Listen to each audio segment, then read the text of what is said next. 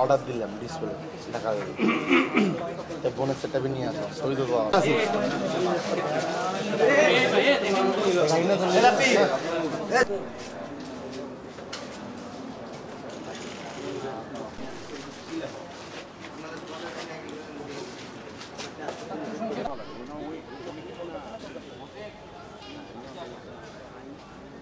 কিন্তু সেই টাকা প্রশাসন যত্রতত্র ব্যবহার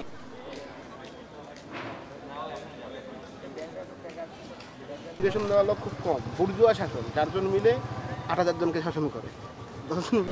আমাদের বেগম রোকেয়া বিশ্ববিদ্যালয়ে জন্মলগ্ন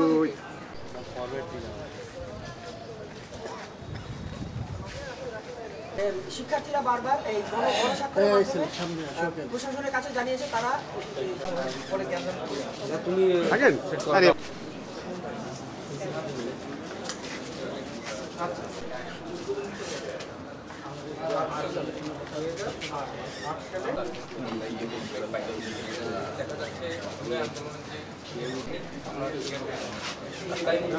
যারা বসে তাদের ট্রাফিক ভাই হয়েছে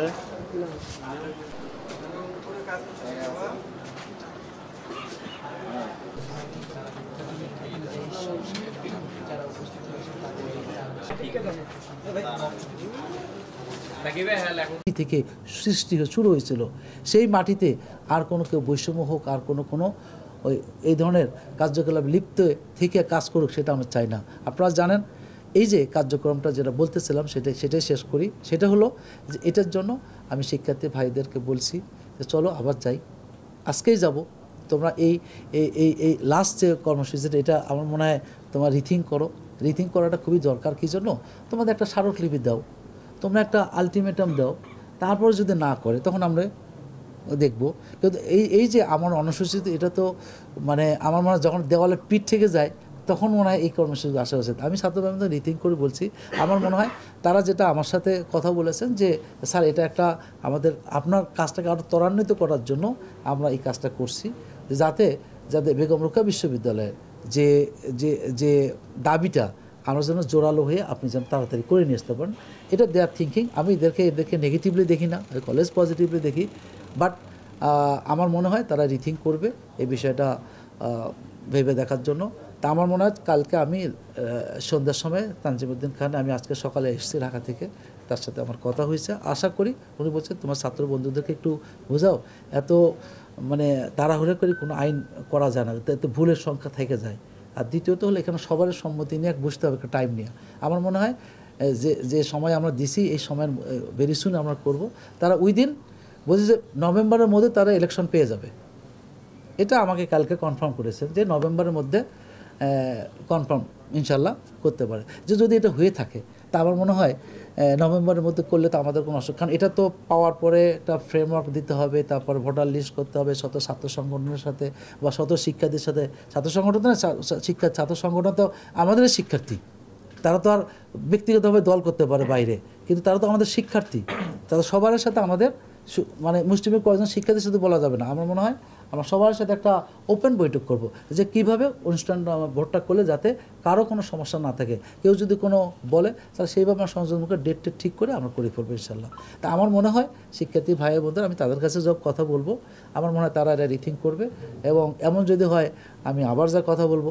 তার দ্বিতীয়ত সবচেয়ে বড় ইম্পর্টেন্ট দিক হলো কি, আমাদের বেগম রোকেয়া বিশ্ববিদ্যালয় একটা সবার একটা আবেগের কাজ করে। যেহেতু আবু সাইদ মারা গেছেন, এটা তারা আবু সাইদের সহযোগী ছিল, তারাও আবু সাইদের সাথে যেভাবে জুলাই বিপ্লবে অংশগ্রহণ করেছে তাদের তো দাবিটা থাকতেই পারে। কারণ এই ধরনের যেন কোনো দলীয়ভাবে কোনো সরকার আসলে আবার যদি এই ধরনের পরিস্থিতি সৃষ্টি হয় সেটাও তাদের একটা কনসার্ন। আমি মনে করি এটাকে আমরা পজিটিভলি নিছি। আমরা বেগম রোকেয়া বিশ্ববিদ্যালয়ের প্রশাসনের পক্ষ থেকে তাদের বিরোধী কিছু না, আমরা তাদের সপক্ষে, আমরাই তাদের সপক্ষে এবং তারাও আমাদের সপক্ষে। শুধু এই কাজটাকে ত্বরান্বিত করার জন্য তাদের এই দাবিটা। আমার মনে হয় আমরা অতি শীঘ্রই আমরা এটা মিটিংয়ের ফলাফল পেয়ে যাব এবং সেই অনুযায়ী আমরা আমাদের, কারণ আমি যদি আগে রোডম্যাপ দিই তো রোডম্যাপ দেওয়াটা তো আলোচনার বিষয়, কাগজ দিয়ে কথা বলতে হবে। কারণ এটা তখন যেমন আপনারা এরাও জানেন জগন্নাথ বিশ্ববিদ্যালয়ের এই ধরনের একটা রোডম্যাপ দিয়েছিল, আপনারা শুনেছেন মনে হয়। জগন্নাথ বিশ্ববিদ্যালয় দেওয়ার পরেই কে বা কারা একটা হাইকোর্টে রিট করছেন, রিট করার পরে এটা কী হয়েছে, স্টপ হয়ে গেছে। কারণ আপনার গঠনতন্ত্রে নাই আপনি রোডম্যাপ দিয়েছেন নির্বাচনের জন্য, এটা তো রাষ্ট্রবিরোধী অপরাধ।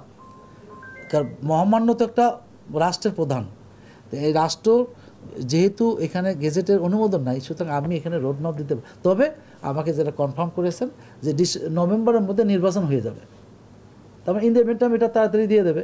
কারণ এটা মিটিংটা হলে আশা করি আমরা মহামান্য কর্তৃক আমরা গেজেট পেয়ে যাবো ইনশাল্লাহ। ভিসি স্যার আপনাদেরকে আশ্বস্ত করছে যে নভেম্বর মাসে হচ্ছে আমাদের ছাত্র সংসদ দেবে। আমি যদি আপনাকে একটা প্রশ্ন করতে চাই, এই আন্দোলন করা কি আমার চাকুরি? আমি পড়াশোনা বাদ দেখি সবসময় আন্দোলনে বসবো, সবসময় আমারও আন্দোলনে আমি সবসময় বসবো, এটা কি আমার চাকুরি? আমি পড়াশোনা করতে আসছি এখানে, যখন আমি পড়াশোনা করতে গিয়ে বাধার সম্মুখীন হচ্ছি তখনই আমি এই আন্দোলনগুলোতে বেছে নিচ্ছি পথ, যে আমার এখান থেকে কিছু আমার দাবি দেওয়া যারা মেনে নেয় সেজন্য আমি বসছি। কারণ আমি আবার নভেম্বরে গিয়ে আমি আবার অনশনে বসবো যে আপনি এর আগে কথা দিচ্ছেন নভেম্বরে কেন হইলো না, আবার ডিসেম্বর। আমার তো চাকুরি না ভাই, আমি তো পড়াশোনা করতে আসছি এখানে, আমার কথা বোঝেন নাই।